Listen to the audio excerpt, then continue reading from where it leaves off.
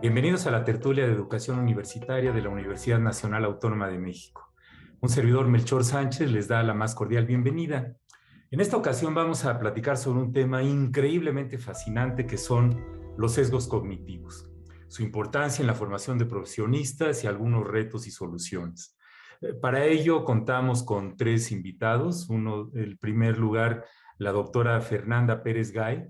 Ella es médica cirujana por la Universidad Nacional Autónoma de México y doctora en neurociencias por la Universidad de McGill en Canadá. Su trabajo de investigación en neurociencia cognitiva se ha publicado en diversas revistas nacionales e internacionales. Bienvenida, Fernanda. Muchas gracias, un gusto estar aquí con ustedes. A continuación está con nosotros Jonathan García Campos. Él es doctor en Filosofía de la Ciencia por la UNAM, investigador del Sistema Nacional de Investigadores Nivel 2, profesor de tiempo completo en la Universidad Juárez del Estado de Durango. Bienvenido, Jonathan. Muchas gracias por la invitación. Y por último, Carlos Gutiérrez Cirlos Madrid. Él es médico por la Facultad de Medicina de la UNAM, especialista en medicina interna, maestro en educación y doctor en ciencias por la UNAM, también con una serie de medallas y menciones honoríficas, profesor de pregrado de la Facultad de Medicina de la UNAM y es médico especialista en medicina interna en el Instituto Nacional de Ciencias Médicas y de la Nutrición, Salvador Subirán. Bienvenido, Carlos. Gracias y muchas gracias por la invitación igual. Muy bien, pues la audiencia se estará preguntando qué diantres es esto de los sesgos cognitivos, ¿no? Yo creo que es algo importantísimo, ya lo discutiremos en el transcurso del programa. Todos los seres humanos los cometemos y la palabra sesgo es de estas palabras muy cargadas en la cual es hasta como decirle a uno una majadería, ¿no? Estás sesgado, estás equivocado, estás mal. Cuando hay una serie de atributos psicológicos que tenemos como seres humanos que nos hacen caer en estos sesgos de manera inconsciente. Pues Fernanda empezaría preguntando, ¿qué es esto de los sesgos cognitivos y cuál es su importancia para la sociedad moderna y las universidades? Los sesgos cognitivos pueden definirse como ciertos errores en el razonamiento lógico. Nosotros solemos pensar que nuestro cerebro y nuestra mente están hechos para organizar y procesar la información del mundo de una forma racional y consciente. Sin embargo, todos nosotros como seres humanos cometemos ciertos errores cuando recibimos la información del mundo, cuando procesamos e interpretamos la información del mundo. Y estos errores no son aleatorios, siguen un patrón sistemático, son específicos, son sistemáticos y son compartidos por nosotros como seres humanos dentro de una sociedad. Entonces, estos pequeños errores o estas formas de pensamiento, estos patrones sistemáticos de pensamiento, distorsionan de alguna forma la información y nos hacen llegar a conclusiones erradas en muchos casos.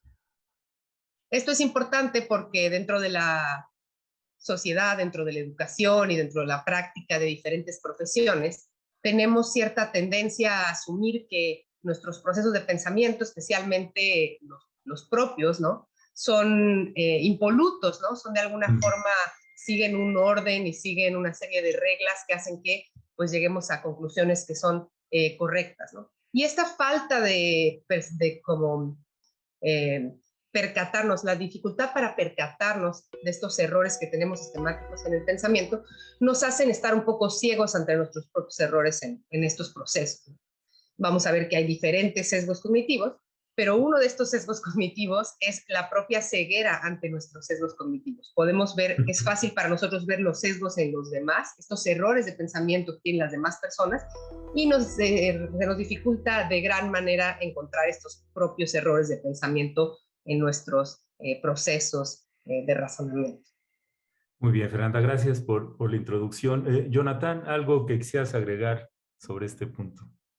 Bueno, pues digamos, en efecto, los sesgos normalmente se conciben como errores o como desviaciones con relación a ciertos estándares normativos y generalmente pensamos que esos estándares normativos pues son la lógica o la teoría de la probabilidad. Quizá algo que podría ser más fácil este tema es muchas veces se ha comparado a los sesgos con las ilusiones cognitivas. Y esta relación, por ejemplo, todos conocemos las ilusiones visuales, ¿no? Y parece que una ilusión visual es como un error en nuestra visión. Las ilusiones cognitivas, por eso se le llamó así, porque también parece que son como ciertos errores y que tienen ciertas características similares a las ilusiones visuales, porque parece que estas ilusiones son como de algún modo involuntarias, es decir, que están ahí a pesar de que a veces sabemos cómo debemos, entre comillas, razonar, pero sin embargo seguimos cometiendo esos mismos errores. Y por otro lado, también muchas veces se considera que son difíciles de evitar esos sesgos, ¿no? A pesar de que, insisto, ¿no? A pesar de que a veces nos sabemos cómo se debe resolver un problema de razonamiento particular, nos pasa como con una ilusión óptica, ¿no? Vamos en la carretera manejando y vemos que a lo lejos aparentemente hay agua y sabemos que no es así, ¿no? Porque conocemos la ilusión, pero sin embargo, como que parece que de manera inevitable seguimos viendo agua a lo lejos. Entonces, una ilusión cognitiva, muchas veces a los sesgos se les equipara precisamente con esto, con ilusiones cognitivas, para como enfatizar esas características, ¿no? De que están ahí, de que son como, aparecen a todos los seres humanos, a veces son como muy involuntarios, son difíciles de evitar y bueno, eso creo que habría que tenerlo en cuenta. Otra cosa así también muy rápida para comentarles, yo creo que esta, y también para poner en contexto a las personas que nos están observando, es que mucha de esta literatura de los sesgos cognitivos, de hecho, en cierto sentido es un poco vieja, aparece prácticamente en trabajos desde los 70s, 80s, ¿no? Y parece que estaba relacionado también justo con una idea que tiene que ver con que los seres humanos hacemos uso como de reglas o atajos mentales o heurísticas, ¿no? Que a veces son eficientes para resolver problemas, pero que nos conducen a sistemáticos errores. Y esos errores, esos sistemáticos errores, precisamente son sesgos, como mencionaba Fernanda. Parece que esos sesgos no están ahí simplemente de manera azarosa, sino parece que siguen ciertos patrones. Y a veces esos patrones se deben a que son producto de una heurística. Ahora, esta palabra heurística a lo mejor les parece como complicada a los que nos están observando, pero una heurística puede ser entendida de manera como más simple, como una regla práctica que a veces nos resuelve problemas, pero que a veces nos conduce a errores. Digamos, un ejemplo así muy simple es que yo creo que a todos nos ha pasado la experiencia de que estamos en una estación del metro muy concurrida o en un aeropuerto de estos muy grandes en donde uno no sabe cuál es la salida. Y, por ejemplo, podríamos seguir una heurística simple como para saber dónde es la salida, sigue hacia donde van todos. Por supuesto, como ven, esta es una regla práctica que aparentemente nos puede llevar a la salida, pero se imaginarán, nos puede conducir a sistemáticos errores. A lo mejor tomamos otro avión o vamos a otra estación del metro en lugar de la salida. Eso es lo que podría decir. Gracias, Jonathan. Pues Carlos, ¿qué más?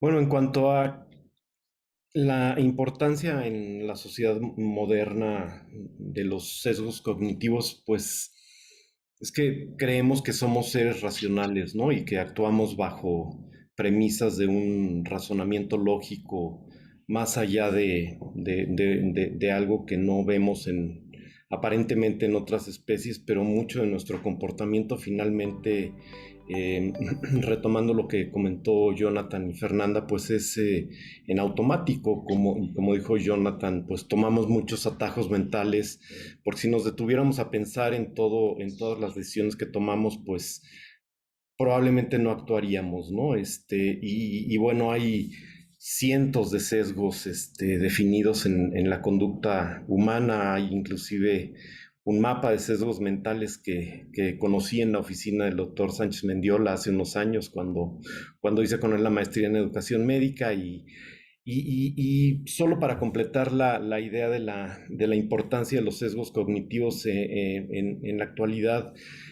finalmente en la educación lo más importante o la tarea más importante de las personas que nos dedicamos a la educación debería ser favorecer que las personas razonen, ¿no? Y por eso me atreví a poner el cuadro de René Magritte de esto no es una pipa, ¿no? Y si uno busca un poco más sobre el análisis de este cuadro, o sea, no es nada más que el cuadro no es una pipa, ¿no? Sino como lo analizó unos años después Michel Foucault, ¿a qué se refiere Magritte, no? A que lo que él pintó no es una pipa, sino nada más la pintura de una pipa, o a que el enunciado de que esto no es una pipa no es una pipa, o a que todo el cuadro en sí no es una pipa, sino solamente es un óleo sobre una pipa, ¿no? De esa época, ¿no? Entonces, si uno parafraseando estas ideas, le pone un dibujo de un balón de fútbol a un niño o a una niña, pues va a decir, pues es un balón de fútbol, ¿no? Y no es un balón de fútbol, es un dibujo o la representación que parece ser un balón de fútbol, pero que nos enseñen a pensar diferente, eh, a abrir la mente y a ver que hay otras posibles respuestas y no que únicamente es una pipa. Yo creo que es un trabajo muy importante y quizá el fin último de la educación, ¿no? Aprender a pensar, aprender a razonar, no guiarse por respuestas inmediatas, porque podemos cometer errores, ¿no? Sería Muy mi bien. contribución a esta idea inicial. Gracias, Carlos. Y es que he tratado de hacer memoria, tratando de acordarme si en algún programa de televisión, noticiero o película alguien ha dicho explícitamente, estoy cometiendo el sesgo de confirmación. Cuando es a lo que hacemos todos, el sesgo de confirmación en el cual yo agarro los fragmentos de la evidencia que están alineados con mi manera de pensar y los que van contra mis ideas simplemente los desdeño o no los tomo en cuenta, ¿no? Entonces son cosas que hacemos todos, pero que es muy importante ponerle esta etiqueta porque como veremos en los siguientes bloques tiene muchísimas implicaciones educativas y conductuales, ¿no? El sesgo de minimizar el calentamiento global, el sesgo de por qué partido político vamos a votar cuando vamos a las urnas. Todas estas cosas tienen impacto en cómo funcionamos como seres humanos. Yo creo que el tema es importantísimo y como ya dijeron Jonathan y Fernanda, es algo que traemos como especie desde hace miles de años.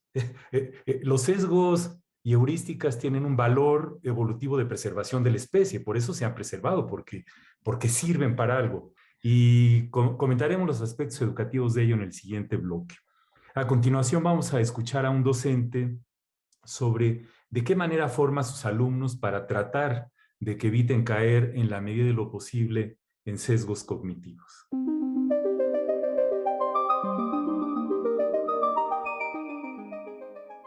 Dentro de la educación actual hay varios sesgos cognitivos que se pueden presentar y uno de ellos se da mucho, desgraciadamente, por la desinformación, digámoslo así. ¿Por qué?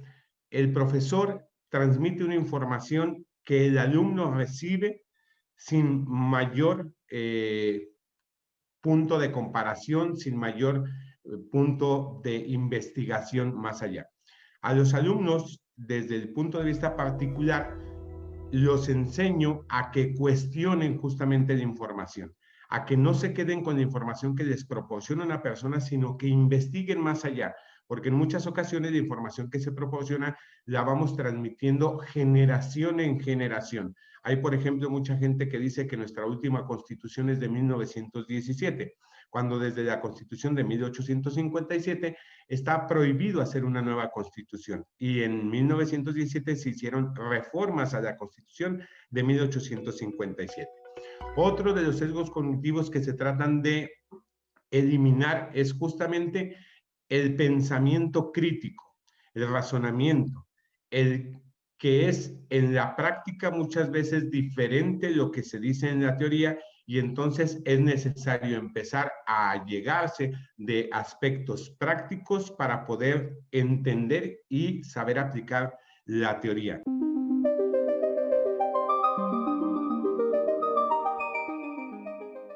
Estamos de regreso en la tertulia de educación universitaria de la UNAM, platicando sobre sesgos cognitivos y sus implicaciones educativas. Cuando estudié medicina, recuerdo que en los 70s me encantaba el tema del razonamiento diagnóstico de los médicos. Y recuerdo que siendo estudiante encontré un artículo en 1974 en la revista Science escrito por Amos Tversky y Daniel Kahneman, que después sacó el premio Nobel por sus investigaciones sobre el juicio y la toma de decisiones y la economía de la conducta. Y el artículo se llamaba Heurísticas y sesgos, juicios humanos bajo incertidumbre. Y empecé a reflexionar, y cada vez que escuchaba cómo tomamos decisiones en la vida diaria, en los hospitales, en las universidades, estos sesgos brincan por todos lados. Por todos lados, el de disponibilidad, que es esto de recordar las cosas que son más recientes o que tienen un componente afectivo fuerte, ¿no? Entonces, yo creo que esto tiene mucha relevancia, pues, para el proceso educativo. Les preguntaría, Jonathan, ¿cómo ves si estos sesgos, cómo pueden afectar el proceso de aprendizaje de los estudiantes y cómo podemos hacerle los profesores y los estudiantes para minimizar estos sesgos que brotan en nuestra cotidianidad, ¿no? Desde pasarnos un alto hasta dar una clase por Zoom? Sí, claro que sí. Pues en primer lugar, yo creo que la pregunta que planteas es un poco difícil porque depende, yo creo, mucho del conjunto de sesgos a los que nos estemos refiriendo. En el bloque anterior comentábamos que hay casi literalmente cientos de sesgos y como que creo que sería como difícil pensar en una única estrategia. Yo creo que aquí se tiene que aplicar como el viejo lema de divide y vencerás y pensar en sesgos particulares y estrategias particulares para cada uno de esos sesgos. Ahora, por ejemplo, hay algunos sesgos, por ejemplo, que tienen que ver con el contenido, como una de las cosas que se dieron cuenta, digamos, psicólogos como los que tú mencionas, como Daniel Kahneman y Amos Tversky, es que muchas veces el cómo está planteado un problema tiene que ver mucho con qué es lo que los sujetos van a responder acerca de ese problema, ¿no? Muchas veces eso puede ser simplemente con cambiar una palabra. Es lo mismo decir de repente cosas como 2/3 partes sobrevivirán de una muestra de 100 personas, a decir que 1/3 parte va a morir de la misma muestra. Pero a veces se dan cuenta que cambiar sobrevivir o morir en una misma tarea de razonamiento hace que nosotros, que los sujetos, tomemos decisiones diferentes. Entonces yo creo que, por ejemplo, sobre este sesgo en particular, yo creo que los profesores y los estudiantes deberíamos de ser muy conscientes de, por ejemplo, de cómo se plantean los problemas, cuál es el contenido de los problemas, puede llevar a decisiones diferentes.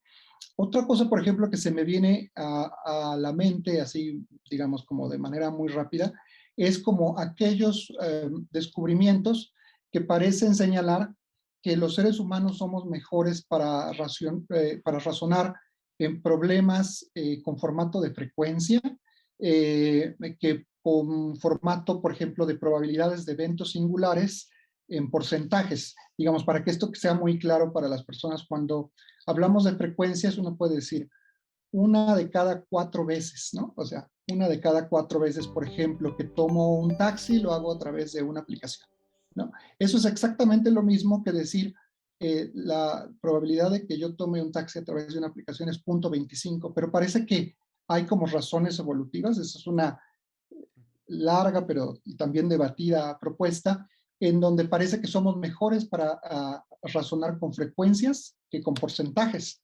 Entonces, por ejemplo, si nos está escuchando profesores de matemáticas, de probabilidad, de estadística, por ejemplo, ahí pueden surgir como estrategias como naturales de cómo adquirir cierto tipo de conocimientos, ¿no?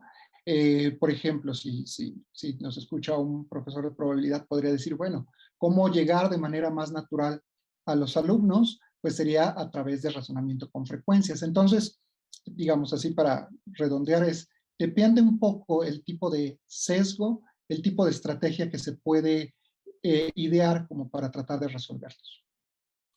Gracias, Jonathan. Carlos.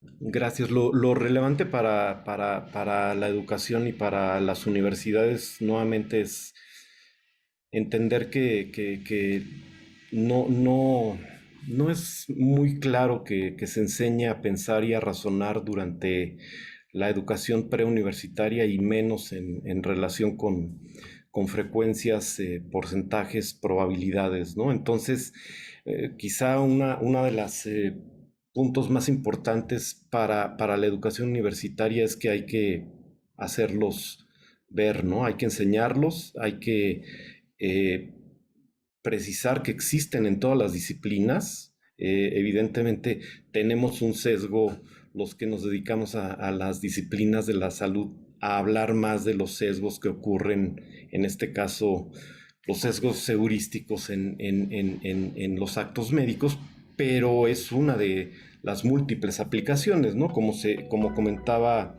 el docente en el espacio previo, por ejemplo, en la medicina forense, el sesgo de confirmación, pues ahí está, ¿no? O sea, si una persona experta en análisis de huellas dactilares le dicen que esa huella dactilar estaba en donde se cometió el crimen, pues ya tiene un sesgo para pensar que es muy probable que esa huella dactilar sí sea de la persona. Y si esa información se la dan a los siguientes personas que analizan la huella dactilar, difícilmente van a ir en contra, ¿no? Van a buscar más evidencia para confirmar lo que ya les dijeron y lo que ya escucharon. Entonces, esto tiene aplicación en todas las disciplinas del aprendizaje y ya va a modificar, ¿no?, nuestra conducta. Gracias, Carlos. Fernanda, ¿qué agregarías? Sí, me parece muy relevante lo que han mencionado tanto Jonathan como Carlos, en el sentido de que hablamos de los sesgos cognitivos como automáticos, como inconscientes o preconscientes. Una gran parte de la información que procesa nuestro cerebro la procesa sin que nosotros siquiera nos percatemos, ¿no? Y cuando entendemos parte de los sesgos cognitivos como estos procesos inconscientes, pues decimos, ¿cómo podemos atacarlos, ¿no?, si no nos estamos dando cuenta de ellos? El mismo Daniel Kahneman, que mencionaban, que ganó el premio Nobel y tuvo importantes contribuciones en esta área, habla de que hay dos tipos o dos sistemas en nuestra psicología a través de los cuales procesamos la información. Un sistema 1, que es un sistema rápido, automático, que nos ayuda a sacar información para poder actuar, que sería dentro del cual se anclan los sesgos cognitivos, y un sistema 2, que es un sistema más lento, más reflexivo, más consciente, ¿no? Y la idea que nos transmite tanto Jonathan como Carlos es que a través del sistema 2, a través de la reflexión, de hacer conscientes estos sesgos, podemos de alguna forma modificar este sistema 1, que es automático, que es cognitivo, que es inconsciente o preconsciente. Entonces, eso me parece importante. Y por otro lado, creo que dentro del ambiente universitario, los sesgos cognitivos no solamente afectan el modo en que entendemos y transmitimos la información. Existen sesgos cognitivos que también modifican nuestra condición social, nuestra interacción con otros en un contexto social, y el contexto universitario es un contexto social. Dentro de esto entran, por ejemplo, los efectos de estereotipos que puede tener uno como alumno hacia el profesor, estereotipos sociales, o el profesor hacia el alumno. Y estos estereotipos sociales, una vez que categorizamos una persona como parte de un grupo, nuestras expectativas hacia esta persona y nuestra interpretación de su conducta y de su desempeño académico va a cambiar. Entonces, también es importante ser consciente de que estos sesgos tienen impactos sociales, ¿no? Están estos sesgos de estereotipo, está un sesgo que se llama el efecto halo, que es que en el momento en que un profesor detecta a un alumno como talentoso en un área, eso se va a extender hacia las otras áreas y va a modificar su juicio sobre este alumno. Y de la otra forma, también al revés, ¿no? Si tenemos un juicio negativo sobre un aspecto de un alumno, esto se puede extender hacia otras áreas, ¿no? Y estos sesgos cognitivos no solamente van a afectar cómo aprendemos, cómo procesamos la información, sino cómo interactuamos como docentes y alumnos. Muy bien, Fernanda, gracias. Sí, es que escuchándolos, hay tantos sesgos relevantes para todo lo que hacemos en educación, en las universidades y ahora sí que en cualquier disciplina de la vida. Y uno de los sesgos más fuertes, que tiene mucha relevancia en la era moderna, es el sesgo implícito. Y todo esto que tiene que ver con cómo pensamos por las demás personas, lo que comentaba Fernanda, por sexo, por género, por color de la piel, por nivel socioeconómico, por edad. El edaísmo se fundamenta también en esta cuestión del sesgo. Uno piensa que una persona, porque tiene edad avanzada, por ese solo hecho tiene limitadas sus capacidades mentales, lo cual es totalmente absurdo, y sobre todo conforme vamos avanzando en edad nos damos cuenta que eso no es cierto, por supuesto. Y obviamente todo esto nos lleva a que una de las cosas más importantes, tratando de reunir todo lo que ustedes dijeron, pues esta cuestión de, primero hay que reconocerlos, ¿no? Es como el alcoholismo, las adicciones. Si no se piensa en ellos, es imposible modificar la conducta. Entonces, el primer paso es saber que existen, ponerle la etiqueta, ejercer esto que se llama práctica reflexiva y metacognición para tratar de pensar, caray, este análisis que acabo yo de realizar para evaluar a este estudiante que es mujer, que es de bajo nivel socioeconómico, que es de piel oscura, que es de baja estatura y que de alguna manera se genera esta imagen que, aunque no lo queramos, por eso es algo tan complejo, nuestro subconsciente y nuestra manera de pensar empieza regresando a la parte educativa. Si yo le voy a poner una calificación por su desempeño durante una clase, una conferencia, inclusive en un examen oral, eh, va coloreado con todo ello, ¿no? Entonces son decisiones que pueden llevar hasta desde algo como reprobar a un estudiante que no merece serlo, o hasta como lo hemos visto en épocas recientes y lo seguiremos viendo mientras exista la humanidad, iniciando guerras que no se sabe cómo van a terminar, ¿no? Yo creo que el tema es importantísimo y que parte de la responsabilidad es de nosotros como docentes reflexionar sobre ello y platicar de esto con los estudiantes. Pues muchas gracias por sus comentarios. A continuación vamos a pasar a una pausa y los invitamos a contactarnos por medio de los medios virtuales que aparecen en pantalla.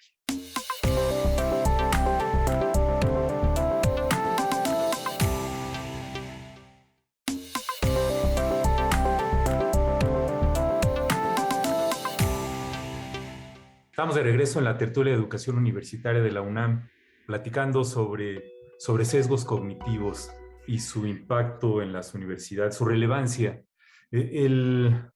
Como ya dijimos, esto tiene que ver con todo lo que hacemos en la vida, pero tiene un fundamento académico bastante fuerte, ¿no? Recuerdo también haber revisado el material de este hombre, Gerd Gigerenzer, un alemán del Instituto Max Planck para el Desarrollo Humano de Alemania, que han publicado muchísima literatura sobre la racionalidad de los seres humanos.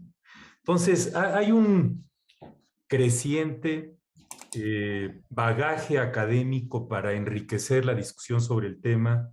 Y pues yo les preguntaría, Carlos, ¿qué pueden hacer las universidades para mejorar la conciencia sobre estos sesgos cognitivos que tienen tanta relevancia? ¿Cómo podemos informarnos más del tema y hacia dónde va esto? ¿Dónde te imaginas que avance el tema de los sesgos cognitivos? ¿Le cambiaremos de nombre? Porque la palabra sesgo de por sí está súper sesgada, tiene una carga brutal con los prejuicios del racismo, etcétera. ¿Cómo ves?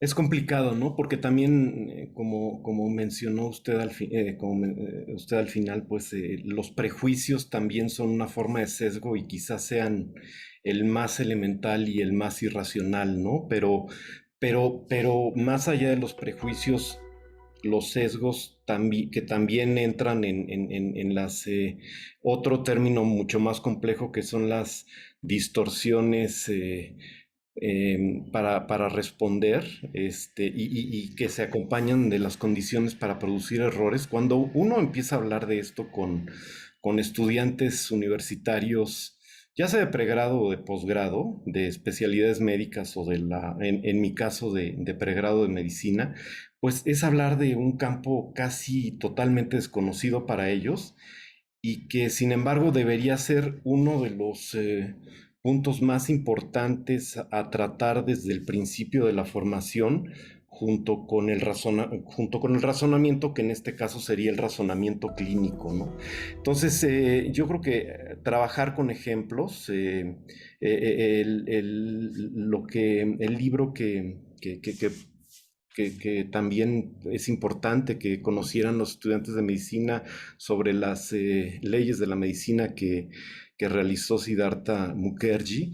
Él habla que para todo experimento humano perfecto habrá siempre un sesgo humano perfecto, ¿no? Y lo podríamos mencionar sin atacar a nadie, pero lo que pasó con la ivermectina, no solo en México, sino en todo el mundo, o con la cloroquina o la hidroxicloroquina, la prisa por, Como tratamiento para el COVID, ¿te refieres? como tratamiento, perdón, para la pandemia por COVID, ¿no? Por la prisa de encontrar un tratamiento y respuestas, pues se empezó a utilizar sin la suficiente evidencia, pero aún hoy, si hacemos una búsqueda en Google sin criterio, caemos en el sesgo o en el efecto Google, ¿no? Lo primero que sale en Google pareciera que es lo mejor, y si no les enseñamos a hacer una búsqueda crítica de la literatura científica a las personas en formación, pues van a creer que lo primero que sale en Google es cierto, y desafortunadamente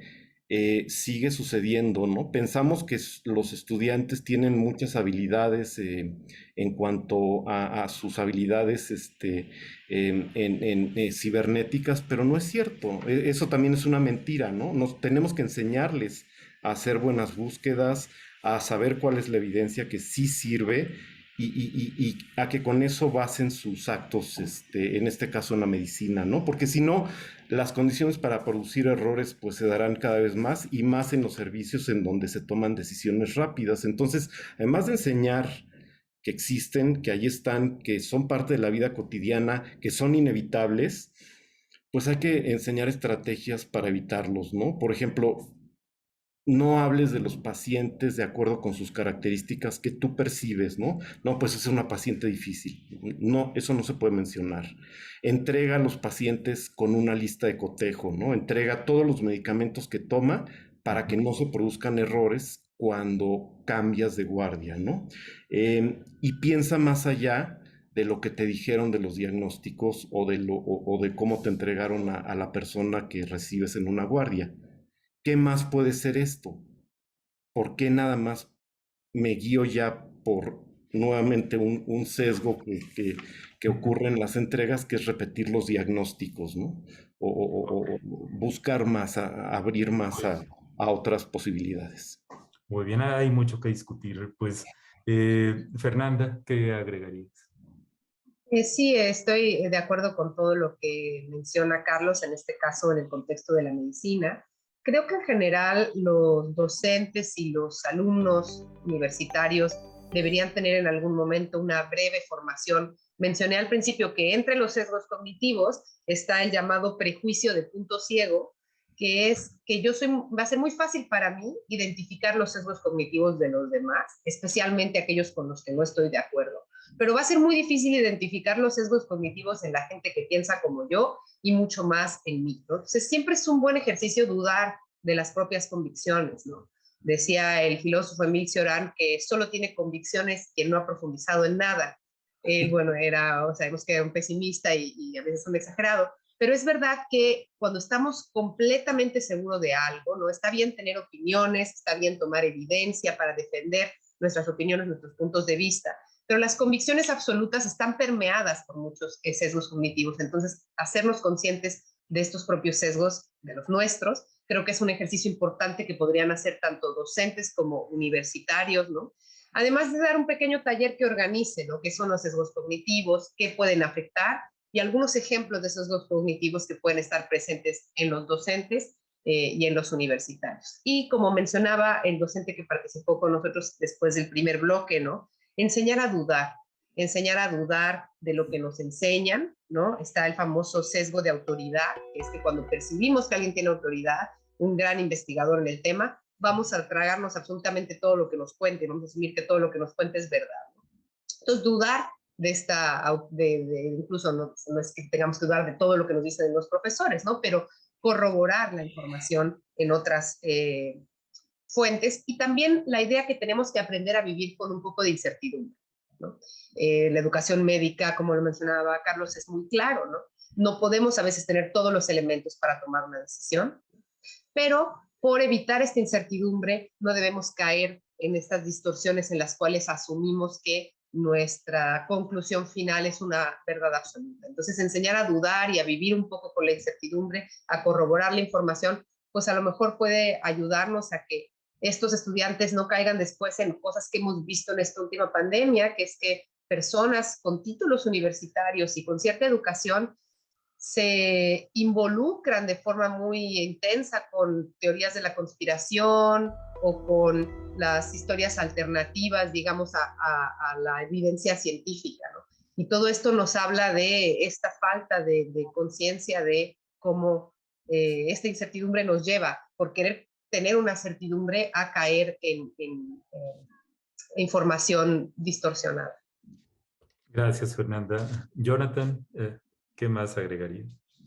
Pues bueno, realmente estoy bien de acuerdo con Fernanda y Carlos, ¿no? O sea, yo creo que mucho de lo que tiene que hacer la universidad y las instituciones educativas en general es difundir la idea de los sesgos. Yo tengo dudas sobre si todo el mundo sabe que existen sesgos cognitivos o ilusiones cognitivas. Yo creo que ilusiones visuales, claro que sí, pero del otro no lo sé. Y decir que los sesgos son reales, que están ahí, que permean en todas las decisiones, eso es importante que las instituciones lo hagan. Un programa como este yo creo que es bien relevante debido a que ayuda, ¿no?, a difundir que este tipo de trabajos sobre sesgos es como también muy interesante que son trabajos, algunos bastante antiguos, de los 70s, o sea, tenemos 50 años, y que muchas veces como que no han permeado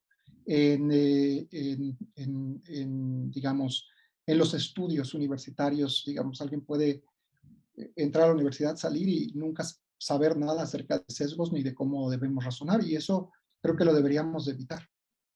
Entonces, para ya no decir mucho más sobre qué es lo que las instituciones pueden hacer, que nosotros creo que estamos muy de acuerdo en todo esto, quisiera decir algo sobre el futuro de las investigaciones. Yo creo que habría como, digamos, a mi juicio, como tres grandes campos en que a lo mejor las investigaciones podrían, y digo al menos habría tres grandes campos, porque puede que haya más. Yo creo que hay todavía una discusión grande acerca del origen de los sesgos. O sea, hay varias teorías. Aquí se mencionó, por ejemplo, esta idea de teorías duales, ¿no? De un sistema como implícito y otro explícito. Claro, esa es una propuesta, o hemos mencionado mucho aquí a Kahneman, ¿no?, porque él inició estos trabajos, pero también se mencionó, por ejemplo, a Gigerenzer y sus trabajos. De hecho, Gigerenzer y Kahneman tienen un gran debate acerca de si somos racionales o no. Entonces, yo creo que el debate sigue abierto y yo creo que ese es parte de los avances que veremos en un futuro. Digo, esto no quiere decir que se cierre, pero que a lo mejor tendremos dudas cada vez más sofisticadas. Otra de las cosas que yo creo que se pueden, digamos, guiar el futuro de estas investigaciones es como cada vez ver más trabajos sobre sesgos aplicados a distintas áreas del conocimiento.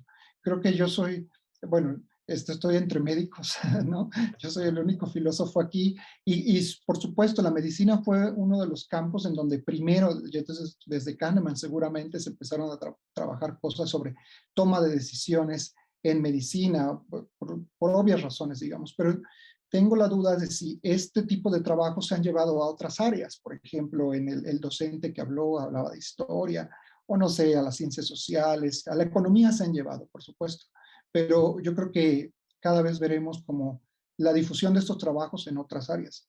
Y la última cosa que en donde yo creo que va un poco el futuro de la investigación es que, digamos, esto lo digo un poco a tono un poco personal, pero yo siento que hay algo así en ciencias cognitivas, algo así como un giro social, ¿no? Cada vez nos damos cuenta que para entender cómo conocemos o cómo razonamos, no basta ver solamente desde el punto de vista individual. Se ha mencionado aquí de algún modo, ¿no?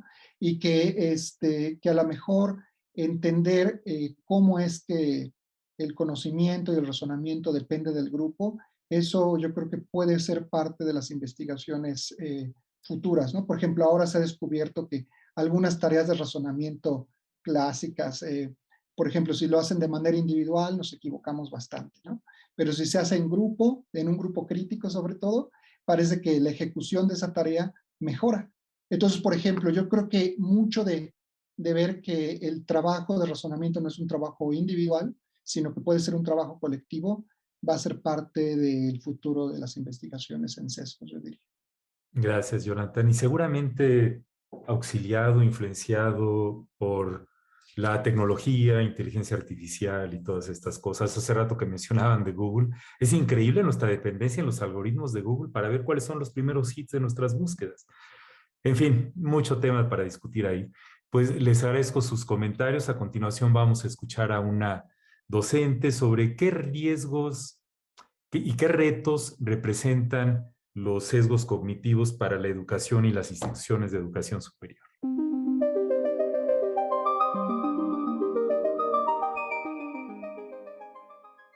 Bueno, el primer elemento que hay que considerar es que los sesgos cognitivos cumplen una función adaptativa.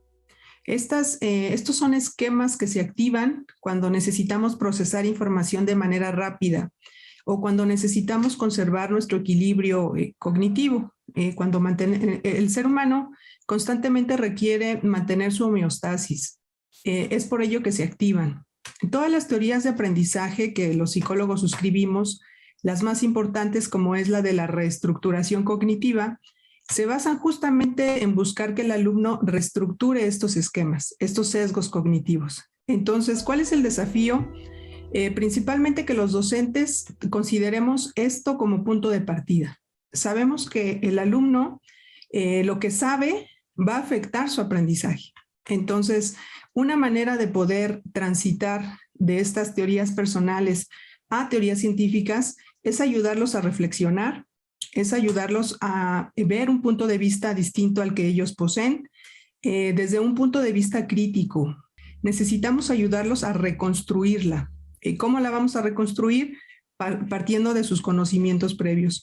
Ese es el principal reto, que el docente lleve al aula recursos para poderlos llevar a esa reflexión.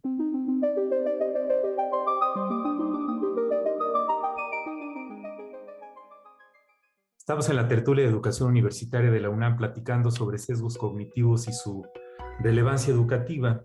Y es que los errores médicos causados por sesgos cognitivos son la tercera causa de muerte en el mundo.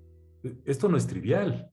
Entonces es algo que impacta a la sociedad y puse el ejemplo médico, pero igual hay ejemplos en política, calentamiento global, racismo, problemas y situaciones de género, etcétera. Los sesgos están metidos en todo lo que hacemos. Por lo tanto, no es algo que solamente deban de aprender los estudiantes de la carrera de psicología. Comentábamos en el bloque anterior la pertinencia de, en todos los perfiles de egreso de todas las carreras, está puesto que hay que desarrollar pensamiento crítico, actitud reflexiva, etcétera, que implica enfrentar los sesgos y así como si fuera a enfrentar nuestros demonios, ¿no? Entonces, hay mucho trabajo que hacer de difusión, de convencimiento personal, colectivo. Pues, Jonathan, algunas recomendaciones o reflexiones finales después de todo lo que hemos dicho. Sí, bueno, pues mi reflexión va a ser relativamente breve y yo creo que lo primero que hay que tener en cuenta es que uno toma decisiones, emite juicios diariamente, ¿no? Y en muchos aspectos de nuestra vida. A veces, claro, decisiones importantes quizá no diariamente, ¿verdad? Uno no decide si se va a casar diariamente, pero uno sí toma decisiones del diario de cualquier tipo, ¿no? Sobre este día me voy a levantar a hacer ejercicio, ¿no? Uno toma qué carrera estudiar, si debo de comprar seguro para mi coche o si debo hacer cosas como, no sé, pagar renta en lugar de comprar un departamento. Uno toma decisiones diariamente, ¿no? Y yo creo que, nuevamente, ¿no? Ser consciente de estos atajos de nuestra mente nos puede ayudar a tomar mejores decisiones. Uno toma decisiones en muchos aspectos de su vida, de modo que no es, digamos, no está de más reflexionar sobre cómo debemos razonar. Eso sería. Gracias, Jonathan. Fernanda. Sí, bueno, continuando con lo que comentaba Jonathan, creo que muchas veces tendemos a percibirnos como seres racionales, o decimos que el ser humano es un animal racional, pero no solo somos racionales, también somos emocionales y somos sociales, y es en esta interacción y tenemos motivaciones, y esta interacción entre emociones y motivaciones y razonamiento tiene que ver también con algunos de los sesgos cognitivos, ¿no? Hablamos de cómo el conocimiento previo, nuestra educación anterior a la educación universitaria, nuestras expectativas que están influidas por nuestras emociones y nuestras motivaciones, van a afectar el proceso de razonamiento, ¿no? Sin que nosotros lo queramos. Entonces es importante reconocernos también como seres emocionales, tanto como docentes como estudiantes, ¿no? Y entender que todos tenemos ciertos sesgos que no son culpa nuestra en algún sentido, pero que podemos reconocerlos para intentar al menos poner el dedo sobre el renglón. También me gustaría retomar algo que comentaba Carlos en el bloque anterior, y esto tiene que ver con el Internet, las redes sociales, los algoritmos, tanto de búsqueda de los motores como Google o Yahoo, o los algoritmos de las redes sociales. Hablamos del sesgo de confirmación, que es que vamos a prestar más atención, retener más y seleccionar toda aquella información que confirme nuestras creencias anteriores. Y estamos en una época en la cual las redes sociales y los motores de búsqueda como Google fomentan el sesgo de confirmación. ¿Por qué? Porque los algoritmos detectan qué es lo que nosotros consumimos y por lo tanto de alguna forma conocen lo que nosotros creemos y lo que nosotros opinamos. Y van a alimentarnos nada más con la información o principalmente con la información que saben que vamos a consumir. Esto genera lo que algunos han llamado una cámara de eco, en la cual nuestras propias opiniones y nuestras propias ideas se nos van repitiendo y nos siguen convenciendo de que es real, cuando en realidad esto solamente es un fragmento del mundo, un fragmento del conocimiento que por la cantidad de horas tan impresionante que pasamos en Internet y en las distintas redes sociales se nos alimenta continuamente y nos hace caer en una ilusión de que el mundo alrededor de nosotros piensa como nosotros y que tenemos razón. Entonces, es muy importante también tomar en cuenta estas nuevas tecnologías y cómo fomentan ciertos sesgos cognitivos, ¿no? Y creo que eso es algo que también en algún sentido las universidades y los docentes y el sistema educativo debe reforzar en los estudiantes. Las nuevas generaciones utilizan cada vez más estas tecnologías, de ahí obtienen su conocimiento del mundo muchas veces, ¿no? A través de TikTok, Instagram, YouTube, ¿no? Y TikTok, Instagram y YouTube nos va a ofrecer lo mismo que nosotros queremos consumir. Entonces esto nos va a cerrar el paradigma y va a aumentar nuestros sesgos de confirmación, y es importante que transmitamos esta información a las nuevas generaciones, el peligro de estas cámaras de eco que generan estas nuevas tecnologías. Muchas gracias, Fernanda. Muy bien, Carlos. Retomaría el hilo de esta última idea de Fernanda. ¿El hilo de Twitter? No. El hilo de Twitter y nuevos tweets, pero si uno quiere creer que las vacunas contra la COVID-19 no sirven y están atrás de una conspiración, puede uno encontrar suficiente evidencia, al igual que si uno cree que existen los ovnis, ¿no? El problema es que cuando autoridades de nivel mundial apoyan estas teorías, ¿no? Entonces, si nos perdemos en estas ideas, pues digo, probablemente nosotros como con un pensamiento más científico y más racional podamos tratar de al menos no caer en eso, pero se acaba de morir hace unas semanas Luc Montagnier, que junto con Françoise Barré-Sinoussi ganó el Premio Nobel de Medicina en 2008 por describir y descubrir el virus del SIDA, y Luc Montagnier en estos últimos 2 años se dedicó a hablar que la pandemia de SARS-CoV-2 era una conspiración mundial, ¿no? Entonces, si autoridades nos dicen esto, pues, ¿en qué podemos creer, no?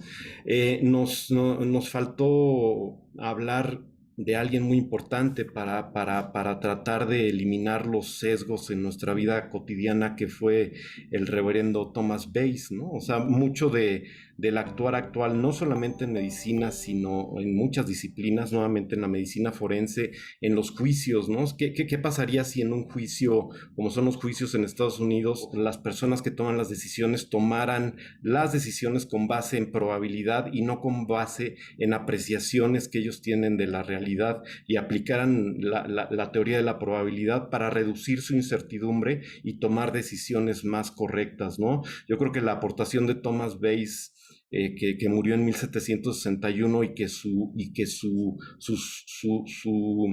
conocimiento de la teoría de probabilidad y por qué suceden algunas cosas en la naturaleza, retomada por muchas de las ciencias naturales y del comportamiento, nos permitirían tomar mejores decisiones con menor incertidumbre, ¿no? Y finalmente, como comentaron, bueno, hacer o implementar cursos en las universidades para que los estudiantes conozcan que existen los sesgos, que los pueden eliminar, que la metacognición, la práctica reflexiva y también una retroalimentación adecuada van a ayudar a eliminar esos sesgos, pues también es importantísimo, ¿no? La evaluación desafortunadamente sigue siendo en muchas áreas en un porcentaje alto memorística y poco reflexiva, y una evaluación reflexiva con una adecuada retroalimentación, una retroalimentación positiva que haga que las personas en formación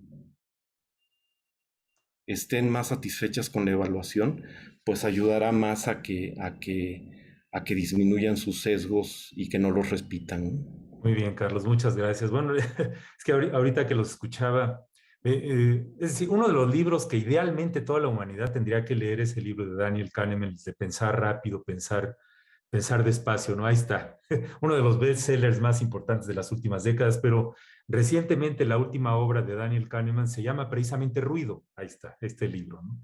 Ruido, donde hablan de la falla de los juicios humanos. Todos nosotros hemos sido testigos de cómo fallan los sistemas de justicia de todo el mundo. Y ahí en donde se supone que los juicios tienen que ser lo más equitativos, humanos posibles para no dañar a las personas, vemos que seguimos fracasando. Entonces yo creo que parte del avance en este área del conocimiento debe de permear en toda la sociedad. Pues les agradezco muchísimo su presencia el día de hoy. Jonathan, muchas gracias por acompañarnos. Bueno, muchas gracias por la invitación. Fernanda, gracias por acompañarnos desde Canadá. Igualmente, gracias. Ha sido un gusto conversar con ustedes. Y Carlos, bueno, pues muchas gracias por acompañarnos y por mostrarnos la portada de estos libros que ojalá, si todos los leyéramos, otro gallo nos cantaría, ¿no? Bueno, no nada más leerlos, sino aplicarlos, ¿verdad? Sí, no nos pusimos de acuerdo, pero los tenía a la mano justo para la plática. Y mil gracias por la invitación también y un gusto conocer a Jonathan y volver a ver a Fernanda y al doctor Melchor Sánchez. Muy bien, bueno, pues con esto damos por terminada la tertulia. El tema da para mucha y profunda discusión. Los invito a que sigamos reflexionando sobre el tema. Y quisiera terminar con una frase precisamente de Daniel Kahneman, a quien hemos citado varias veces, cuando dijo: una narrativa convincente fomenta una ilusión de inevitabilidad. De verdad, los invito a leer la obra de este personaje tan famoso y nos veremos en una siguiente tertulia.